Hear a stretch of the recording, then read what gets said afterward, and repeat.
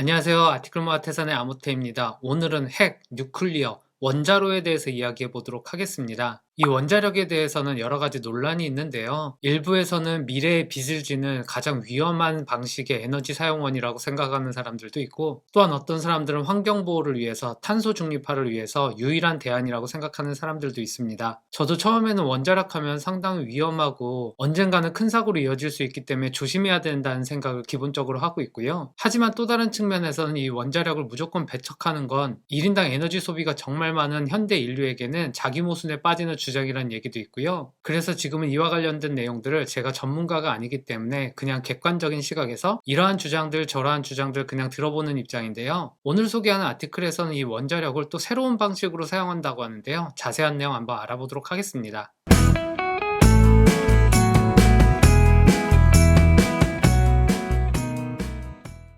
조금 전에 말씀드렸던 새로운 방식으로 원자력을 사용하는 사례는 지도에 보시는 바와 같이 시베리아 거의 북단에 있는 페벡이라는 러시아의 한 도시라고 합니다. 이 도시가 위치한 곳의 위도가 상당히 높기 때문에 겨울에 상당히 추운 지역이고요. 사진을 보면 이렇게 겨울에 상당히 추운 곳이고 또 오로라를 볼 수 있는 곳이고요. 이 지역에는 이렇게 외딴 가옥도 있지만 또 다른 사진을 보면 이렇게 사람들이 모여 사는 도시도 있고요. 또 이런 사진을 보면 해안가에 항구가 있고 항구 근처에 여러 가지 시설물이 있는 걸 아실 수 있습니다. 그리고 이 사진은 이 지역에 살고 있는 한 남성이 뜨거운 물로 샤워를 하고 있는 모습인데요. 이 남성이 지금 샤워하고 있는 따뜻한 물은 바로 원자력을 통해서 직접적으로 데운 따뜻한 물이라고 하는데요. 그러니까 원자력 기반의 지역 난방이라고 보면 될 것 같고, 이 파벡이라는 지역에 1년 전에 도입이 되었다고 합니다. 일반적으로 원자력 발전소 하면 둥근 돔에 상당히 큰 발전소를 생각하는데요. 이 원자력 발전소 같은 경우는 바로 근처 항구에 떠 있는 배 한 채가 바로 원자로라고 합니다. 이 사진에서 볼 수 있듯이 이렇게 항구에 떠 있는 이 배가 바로 원자로라고 하고요. 조금 전 사진에서 샤워하던 남성의 아내 같은 경우도 처음에 이 원자로가 도입되었을 때 며칠간은 상당히 두려웠다고 합니다. 왜냐하면 집에서 창문만 열면 바로 눈앞에 원자로가 있으니 겁을 먹을 만도 한데요. 하지만 그러한 두려움은 며칠 지나서 사라졌다고 하고요. 이 아내도 지금 얘기로서는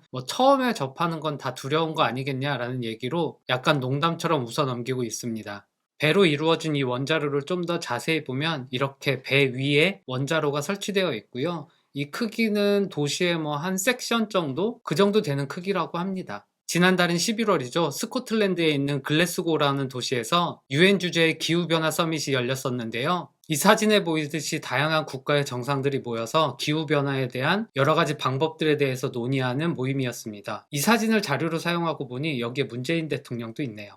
아무튼 이렇게 전 세계의 많은 나라들이 기후변화에 대응을 하고 있는 상황인데, 이 상황 가운데 러시아에서는 기후변화를 대응하는 여러 가지 방법 중에 이렇게 소형 원자로를 사용해서 지역 난방을 하는 방법을 도입했다고 하고요. 러시아뿐만 아니라 미국, 중국, 프랑스 같은 나라 같은 경우도 이 러시아의 페벡이라는 도시에 적용되어 있는 소형 원자로 방식을 각자의 나라에 적용하는 방법을 고민하고 있다고 합니다. 그리고 한마디만 덧붙이면 러시아 같은 경우는 이 기후변화의 위기가 위기임과 동시에 기회이기도 한데요. 기존의 화석연료를 많이 사용하는 부분에 있어서는 기후변화에 대응하기 위한 탄소 배출량 감소에 힘을 쓰고 있는 부분도 있는 반면에, 또한 기후변화로 온도가 올라가게 되면서 이렇게 시베리아 같은 지역은 항상 얼어 있거나 아니면 평상시에도 기온이 낮기 때문에 농사가 불가능한 지역들이 경작 가능한 지역으로 바뀌게 되면서 일부분에서는 이러한 기후변화 때문에 이익을 얻는 부분이 있다고 합니다. 그렇다고 해서 러시아가 이러한 기후변화 대응에 미온적으로 대응하고 있다 이런 얘기를 하려는 건 아니고, 약간 복잡 미묘한 상황에 처해 있다라는 내용들이 종종 나와서 한번 얘기해 봤습니다.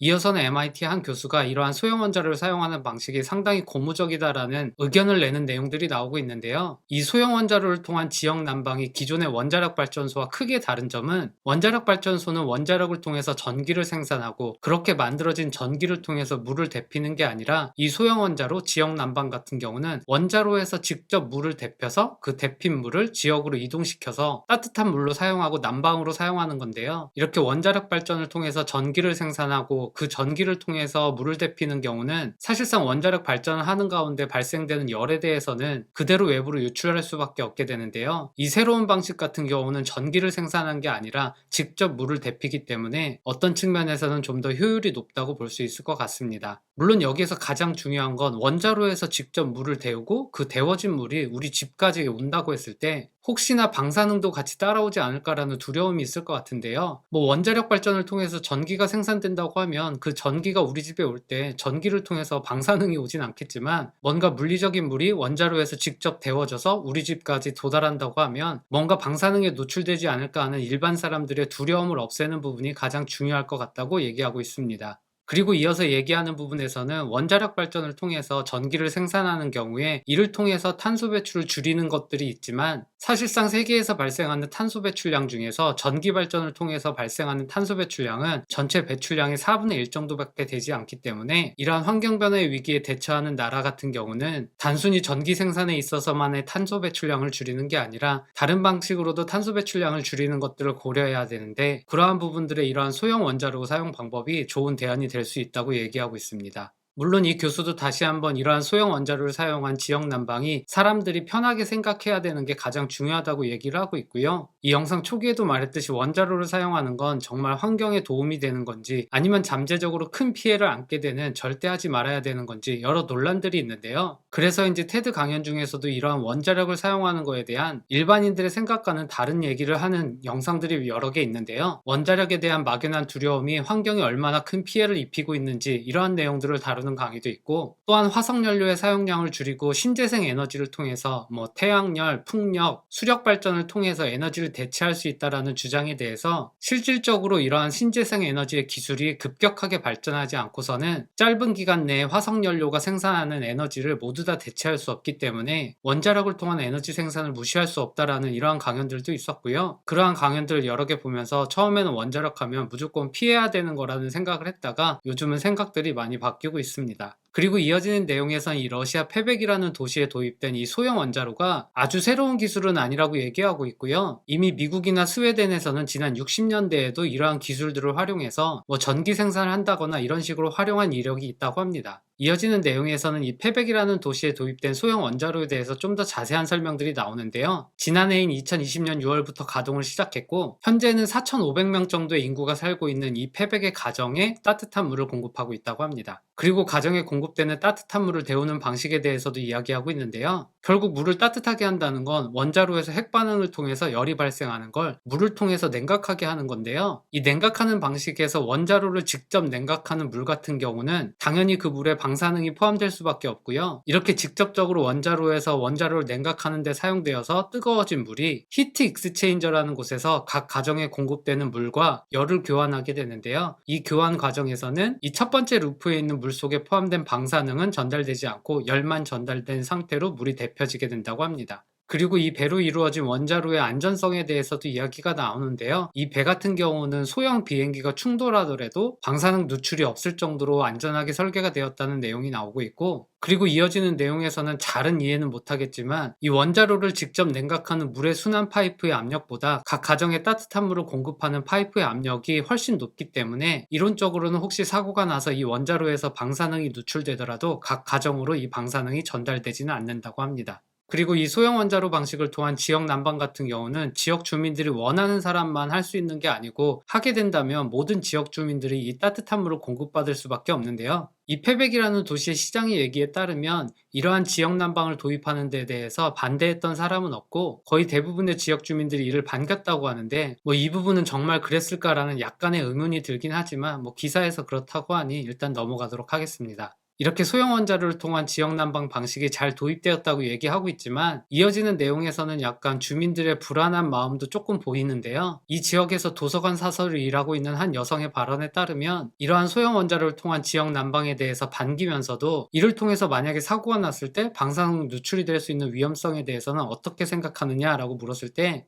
솔직히 말하면 그런 위험성에 대해서는 생각하지 않으려고 한다라고 대답을 했는데요. 이런 부분들을 보면 약간은 두려워하는 마음들을 다들 갖고는 있는 것 같습니다. 그리고 앞에서도 잠시 언급했듯이 이 러시아뿐만 아니라 미국이나 프랑스, 중국 같은 경우도 이 원자력 에너지 기반의 다양한 활용 방법을 적극적으로 검토하고 있는데요. 미국의 회사인 GE와 웨스팅하우스 같은 경우도 2023년을 타깃으로 이러한 소형 원자로 방식의 에너지를 생산해서 사용할 수 있는 방법들을 고려하고 있다고 하고요. 하지만 이런 나라들과는 정반대의 길로 가고 있는 나라도 있죠. 잘 아시겠지만 독일인데요. 독일 같은 경우는 점차적으로 원자력 발전의 비율을 줄이고 최종적으로는 원자력 발전에 의한 의존도를 0으로 하는 목표를 가지고 있습니다. 그리고 이 기사의 마지막 부분도 이러한 소형 원자로를 도입한 패백의 도시에 대해서 약간 양면적인 모습을 보이고 있는데요. 이렇게 소형 원자로를 통해서 지역 난방을 하게 되면서 화석 연료를 사용하지 않다 보니 이 지역에 내리는 눈 같은 경우도 더 이상 이제 검은 재가 없고 쌓여있는 눈의 색깔만 보더라도 이 소형 원자로의 도입이 이 지역의 단기적인 환경에는 큰 도움이 되고 있다는 얘기를 하고 있고요. 하지만 이 기사의 마지막 부분에서는 이러한 원자력 에너지를 사용하는 부분에 있어서 뭔가 사고가 크게 일어나게 되면 다른 발전 방식과는 다르게 사람이 개입해서 제어할 수 있는 부분에 한계가 있다라는 얘기를 하면서 이러한 소형 원자로를 도입하면서 이러한 안전에 대해서 계속 기도하고 신의 뜻에 달려있다라고 고백하는 부분들을 이 기사의 마지막으로 마무리하고 있습니다. 오늘 아티클은 여기까지고요. 우리나라 같은 경우도 제가 알기로는 여러 개의 원자력 발전소가 있고 이 중에 일부 노후화된 원자력 발전소는 점차적으로 가동을 중단하는 걸 계획하고 이런 원자력 발전을 통해서 어떤 에너지를 다른 방식의 신재생 에너지를 통해서 대체하는 것들을 고려하고 있는 걸로 알고 있는데요. 하지만 우리나라에서도 어느 한쪽에서는 원자력 발전이 꼭 필요하다, 원자력 발전소의 가동을 중단하는 것에 대해서 극렬하게 반대하는 사람들도 있고 또 한쪽에서는 원자력 발전에 대해서 극단적으로 혐오감을 드러내면서 최대한 빠르게 모든 원자력 관련한 발전 시설들을 가동 중단해야 된다는 주장을 하는 사람들도 있는데요. 이 두 부류의 사람들 아니면 중간에 끼어 있는 사람들 모두가 공통적으로 동의하는 부분은 원자력 발전이 근본적으로 상당히 위험성을 갖고 있다는 부분일 것 같고요. 이러한 부분들을 어떻게 잘 제어해서 예상치 못한 사고가 났을 때에도 대처할 수 있는 수준으로 이러한 원자력 에너지원을 사용할 수 있는지 이러한 고민들이 필요할 것 같고 전문가들 사이에서도 원자력 에너지를 사용하는 부분에 있어서 어떤 정치적인 이유 때문이 아니라 학문적인 이유에서도 다양한 주장들이 계속 이어지고 있기 때문에 이 원자력 에너지의 사용에 대해서는 계속 열린 마음으로 지극히 과학적이고 상식적인 관점에서 계속 논의가 필요할 것 같다는 생각이 듭니다. 근거 없이 무작정 안심하는 것도 안 되겠지만 근거 없이 무작정 두려워하는 것도 안 될 것 같고요. 우리나라의 상황뿐만 아니라 다른 나라의 상황들을 보면서 좀 여유 있는 마음으로 고민을 해봐도 좋을 것 같습니다.